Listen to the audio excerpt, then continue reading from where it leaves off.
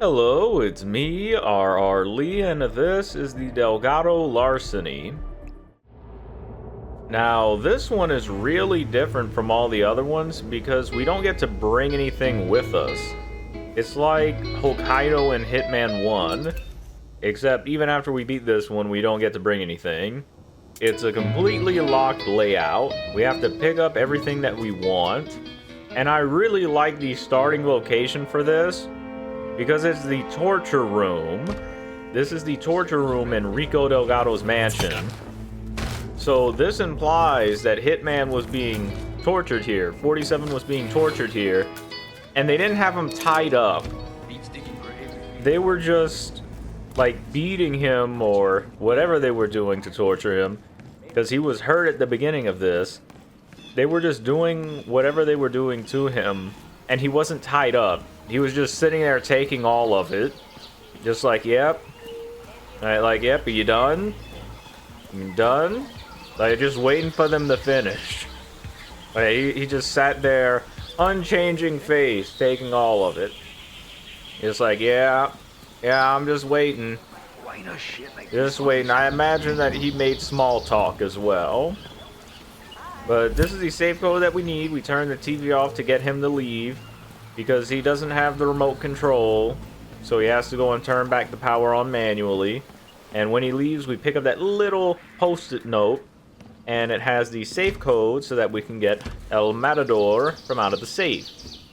There's a guard here. We're going to distract him by running the sink. Run a nice hot sink for him. He doesn't know whether or not the toilet's overflowing. You know, that probably happens a lot while he's on duty, so he has to go check that out. Don't want Mr. Rico Delgado to get upset. You know, don't want to sit on a wet toilet seat, so he's got to go fix that. And this gun won't let you pick it up right away. Only at the right angle. There we go. It's there. It's there. It doesn't just load into existence when we open the safe. It's there the entire time. But you have to be at, like, the exact right angle to pick it up. Oh, hello, fellow guardsmen. I'm just gonna run away from you. Don't get too suspicious of me, okay? Cool, cool. And they turn their music back on. And the TV is just like a lava lamp. That's what they're watching while listening to the music. Don't know how they would find that entertaining. Because they're not even making small talk while sitting on the couch. They're just sitting there. I mean, live life, you know, live, laugh, love, enjoy your life and all that, but they really ought to put something on the TV to watch. And that was loud. I was bracing myself for it because I knew it was going to be loud. That was our target. We could have shot him in the head.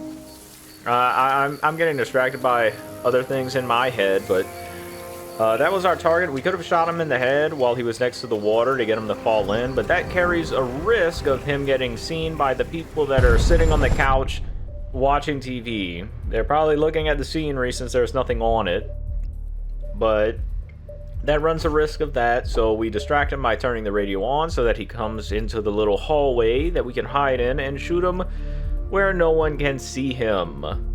Now this guy is the one with the limp that gives us our disguise. We have to electrocute him now. We have to take him out that way. You see, he's got a limp. He's got a limp. He hurt his foot trying to break it off in 47's ass for the torture. And he's just limping away, sad and defeated, unable to break 47. And 47, like, after just a few seconds, is like, okay, I'm good to go. Good to go. What seems to be your problem? Hey, just look at that guy. So sad. I'm gonna drag him out the way. Because the room's locked now, so we need his key, his gun. Don't need his love letter, though. He can keep that. Open the door. There is someone that can see through us. But he's walking the other way. He's not going to see us. And there's a car battery down here next to the barrels of what I'm going to assume is wine and not drugs. Thank you for closing. And we're gonna drop him right here and throw the car battery in his head. And this counts as an accident kill. See, it's an accident. That's what came up. Electrocution. That was an accident.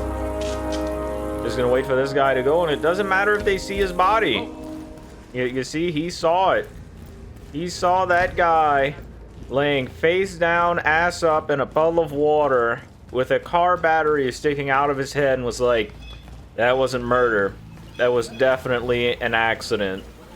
You know, I've seen many accidents in my day, and I have to tell you, that was one of them. Yep, he's the expert. He's the expert. If I would have choked him out and broke his neck, and he would still be naked laying in the puddle, it'd be like, yeah, no, that was murder. That was murder. But with a car battery next to him, it's like, yep, accident. Accident. Autoerotic electrocution asphyxiation. They know that that guy was into that. Javier, what was his name? Javier Valentezelia? I can't pronounce his last. That was his middle name. Jesus. Well, Javier. Yeah, they knew that what Xavier was into. No, wait, I said it with like an X. Javier. Javier. There we go. That sounds about right. They knew what Javier was into. That took a lot of words to say that. But they knew. They knew that it was an accident waiting to happen. But they just couldn't bring it up in conversation. That would be too awkward. Like, they knew that their friend was going to die one of these days doing that. But they just couldn't stop him. Thank you for letting me take it. Like, it was going to be really awkward if I was still trying to take that and the guy, like, turned the sink off, cleaned up the water, and came out and was like, what are you doing? I don't think he would find that suspicious, but still be pretty awkward. Now, again, they're watching the TV. They're not going to see anything. He's looking off into the distance with binoculars, making sure that no one's going to come in and steal some of their crates full of money. You know, someone dressed up as a shark may swim up to shore and take some away with them. To take Rico Delgado's submarine and then, like, just come up to the shoreline and take all this cash. Because you see, that crate right there is just filled with money. Why do you have that next to the water? Like, really, why? Every time. Every time. Why is that so loud? I know the whole thing about it is that it's like it's a Magnum. It has armor piercing. It can shoot through walls. If you get shot by this gun, you're pretty much going to die. But damn, it's loud, especially in enclosed spaces. My ears. Your ears probably too. I'll do what I can, but it's probably still going to be very loud. 230, I've doubled my score. I've doubled where I am in the leaderboard now. And now we have to kill them, well, we have to kill this guy within 60 seconds, and he has to die in an explosion. And the explosion is underground where we start. Limp, limp, limp. He might not have hurt his ankle, probably his knee. Like, the reverberation of hitting 47 with his leg just traveled up to his knee and broke his kneecap, just located it. Made him pull a hammy. Because he sure seems to be walking very uncomfortably. See?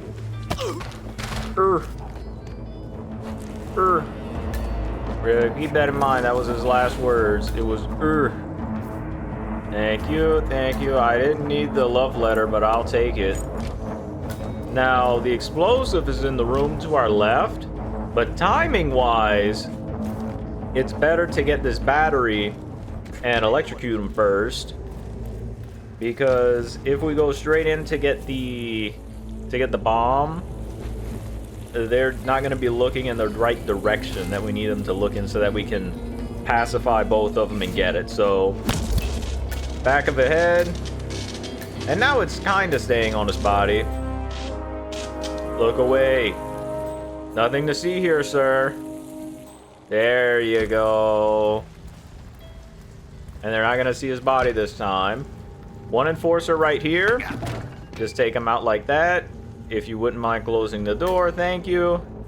And as long as we're far enough away from him, he will not see us.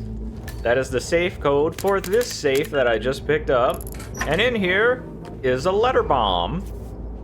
It's a packaged bomb. How convenient. How convenient. We will put this to good use. I'll take that and that. Don't think I'll need the pool ball later. Well, I might actually. I'm probably going to use it for our last target that needs to be killed with El Matador, but need the other thing for sure. The gun. I don't want the guy across the hallway to see the gun and go in. So now we're going to turn the TV off. And you see it is like a lava lamp. It's just a giant radio. He really could have saved all of his troubles by just having batteries and a remote control so he could turn it back on, because it just said turn off. All I did was turn the TV off. Like that's it, bro. It's still plugged in. You could just press the button and it would be fine, but I guess a TV that expensive wouldn't come with a remote. Makes total sense when you don't think about it.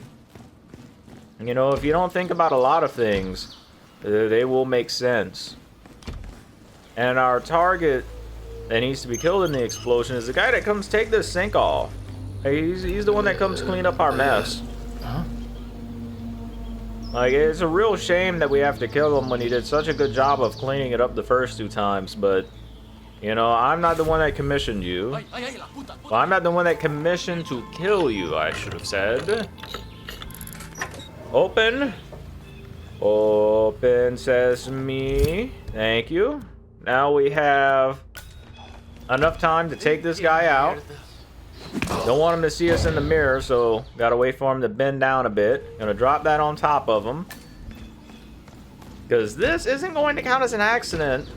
So we're gonna do it last, and we have enough time to do it. More than enough time to do it, don't worry. We have less than a minute now, but still, we can kill the guy with El Matador and blow him up in less than a minute. So from here, same as before, turn off the radio. Got to do it while crouched, because if he sees us do it, he's not going to come over. He's just going to call us an idiot. Come take a look at it. You can't listen to 2 different kinds of music at once. I've seen videos of that. Like, what is it? Mozart in left ear and Bible. No, Chinese Bible in right ear. You can't just be listening to 2 different musics. You can't do that, guy. You really ought to turn that off. And he did. And we're going to blow up our last target once we get close to the helicopter, because it is going to blow the door open. And I don't think anyone is going to go and look at it unless Rico Delgado's in his office.